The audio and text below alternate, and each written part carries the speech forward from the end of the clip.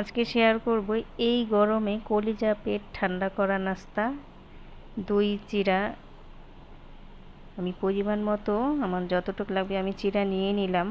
এটা আমার হচ্ছে লাল চিড়া এবং ঝেড়ে বেছে এবং রোদে শুকিয়ে রাখা হয়েছে এবং মুচমুচে চিড়াগুলো। আমি এটা ধুয়ে নিলাম, ধুয়ে পানিটা ঝরিয়ে নিয়েছি। আমি এক্সট্রা কোনো পানি ব্যবহার করব না। আমার ঘরে পাতা মিষ্টি দই আছে, আমি এটার মধ্যে থেকে এই দইয়ের যে পানিগুলো উঠেছে এই পানিটা দিয়েই চিড়াটা আমি ভিজাবো। ওই দইয়ের পানিটা আমি সবটা দিয়ে দেব, এক্সট্রা পানি না দিয়ে আমি দইয়ের পানিটাই ব্যবহার করলাম। ঘরে পাতা দই, এজন্য কোনো কালার নেই। তো এখন দিয়ে দিব দুটো কলা। এটা হচ্ছে বাংলা কলা বলে এখানে। এটা খুব মিষ্টি, অনেক মিষ্টি একটি কলা। আমি যখনই পাই এটা নিয়ে আসি।